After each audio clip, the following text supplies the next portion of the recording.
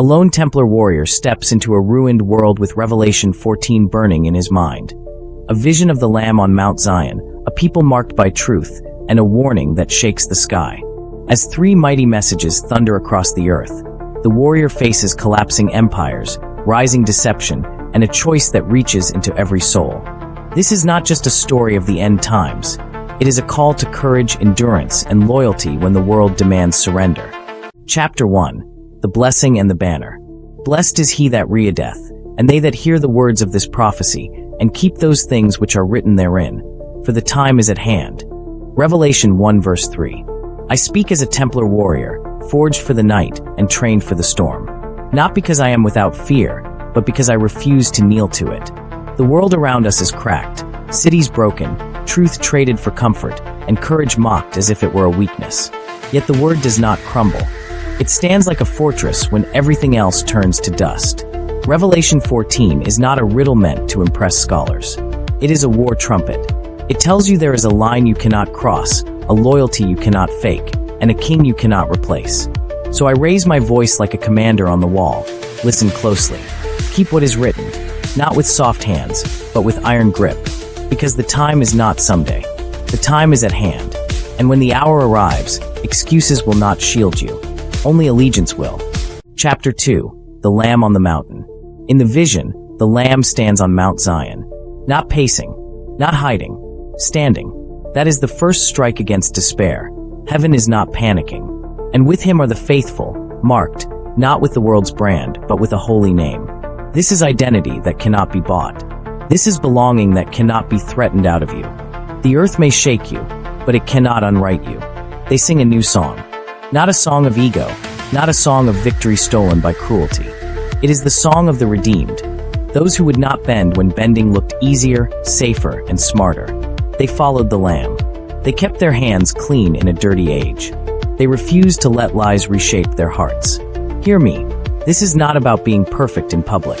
This is about being loyal in private, when no one applauds, when pressure is heavy, when the world demands a price for survival. If you want an epic life, do not chase a spotlight. Chase faithfulness. The Lamb does not call cowards to comfort. He calls warriors to endurance. Chapter 3. 3 warnings that split the sky. Then come the 3 angels, 3 messages that strike like thunder. The first cries out, "Fear God and give glory to him, because the hour of his judgment is come." This is not a threat for the weak. It is justice for the crushed. It is the end of rigged courts and hidden crimes. The judge of all the earth sees clearly, and his timing is exact. The second announces, Babylon is fallen. That system of proud luxury, spiritual corruption, and polished wickedness collapses. Babylon is not merely a city. It is a machine that trains souls to worship comfort and call it freedom. It offers glitter, but it feeds you poison. And in Revelation 14, God declares it does not stand forever. Then the third warning lands like a sword. Do not worship the beast. Do not bow to its image. Do not receive its mark. This is the moment where the world stops pretending neutrality exists. The age of "I'll decide later" ends. A demand comes. A line appears. And your choice speaks louder than your words ever did. Some will call this harsh. I call it mercy. Because a warning is love that refuses to stay silent. Chapter 4. The Mark, the Pressure, and the Endurance. Now we enter the hard ground, where prophecy becomes personal. The mark is not just ink or code. It is ownership. It is worship made practical. It is loyalty proven by compliance. It is the world saying, "Give me your obedience, and I will let you eat, move, and live." And many will say yes, not because they hate God, but because they are tired, scared, and alone. So I speak to the exhausted. You were not built to survive by surrender. You were built to overcome by faith. Revelation 14 does not flatter you. It trains you. It says, "Here is the patience of the saints. Here are they that keep the commandments of God and the faith of Jesus." Patience here is not passive. It is a battle stance that lasts. It is the ability to take hit after hit without switching sides. It is obedience when it costs. It is faith when it hurts. And there is comfort for those who fall in the Lord. Not comfort like denial, but comfort like honor. Heaven does not forget its wounded. God records endurance like a king records the names of his brave. Chapter 5. The Harvest of the Earth. Then the vision turns, and I can almost hear the wind go still. One like the Son of Man appears on a white cloud, with a crown and a sharp sickle. This is not random destruction. This is harvest, meaning the season has reached its end. Choices have matured. Hearts have shown what they truly love. The earth is reaped. Then another harvest comes, pictured like grapes gathered and thrown into the winepress of God's wrath. The image is heavy because reality is heavy. Evil is not oops. It is not a harmless mistake when it becomes a kingdom.